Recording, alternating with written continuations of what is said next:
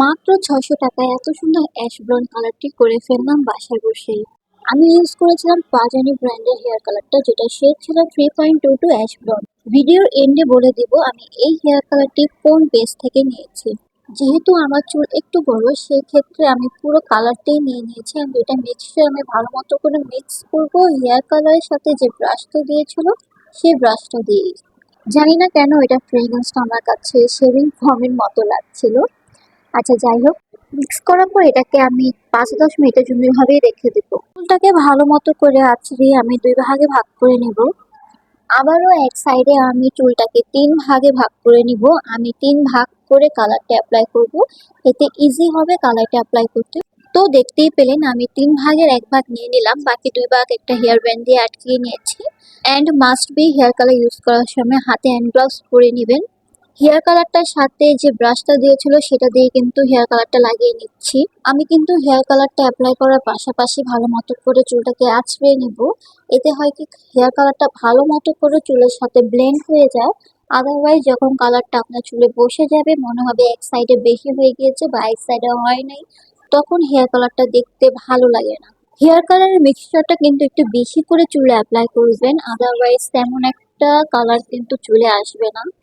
তারপর আমি আরেকটা ভাগ নিব, সেখানেও আমি সেম ওয়েতেই হেয়ার কালারটা অ্যাপ্লাই করব। আমি কিন্তু চুলের গোড়াতে একদমই কালারটা ইউজ করিনি, আমি চুলের নিচ থেকে কালার অ্যাপ্লাই করেছি অ্যান্ড সেটা পুরো চুলে আছড়িয়ে ব্লেন্ড করেছি, যেন ভুলেও আমার চুলের গোড়ায় কালারটা না লেগে যায়। কোনো কেমিক্যাল প্রোডাক্ট আপনার চুলের গোড়া ইউজ করবেন না, এতে কিন্তু আপনি চুলের গোড়া টোটালি উইক করে ফেলবে। এই জিনিসটা আমি মাথায় রেখেই হেয়ার কালারটা ইউজ করেছি। আপনারা দেখতেই পারবেন আমি গোড়ার কাছাকাছিও যাইনি। তো দেখতেই পেলেন কত ইজিলি আমি হেয়ার কালারটা অ্যাপ্লাই করে ফেললাম আমার চুলে। আপনারা যদি এমন ডিভাইড করে হেয়ার কালার অ্যাপ্লাই করেন, নিজে একা ঘরে বসে খুবই সুন্দর হেয়ার কালার করে ফেলতে পারবেন। আমি জাস্ট এক পাশে করেই দেখাচ্ছি, আর একটা পাশে আমি অফ ক্যামেরা করে নেব। মাস্ট বি, হেয়ার কালার করার পর কিন্তু একটা হেয়ার ক্যাপ দিয়ে চুলটাকে আটকিয়ে রাখবেন। আমি কিন্তু হেয়ার কালারটা ১ ঘন্টার উপরে রেখেছিলাম অ্যান্ড ট্রাস্ট মি, আমি যে এত সুন্দর একটা রেজাল্ট পাবো আমি মোটেও আশা করিনি। একদম জিরো এক্সপেকটেশন নিয়ে হেয়ার কালারটা ইউজ করেছিলাম, কারণ এর আগেও আমি ২ বার হেয়ার কালার করেছি। এটা থার্ড টাইম আমি হেয়ার কালার ইউজ করছি।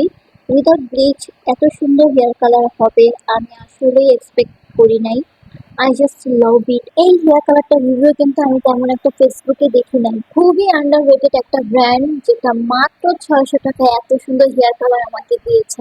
অ্যান্ড আমার চুল দেখেই কিন্তু বোঝা যাচ্ছে যে আমার চুল মোটেও ড্যামেজ করেনি। এই হেয়ার কালারটা শুধুমাত্র একটা পেজে আমি দেখেছি, এটা হচ্ছে বি গর্জিয়াস। আমার হেয়ার কালারটি আপনাদের সবার কাছে কেমন লেগেছে অবশ্যই কমেন্টে জানাবেন। আল্লাহ হাফেজ।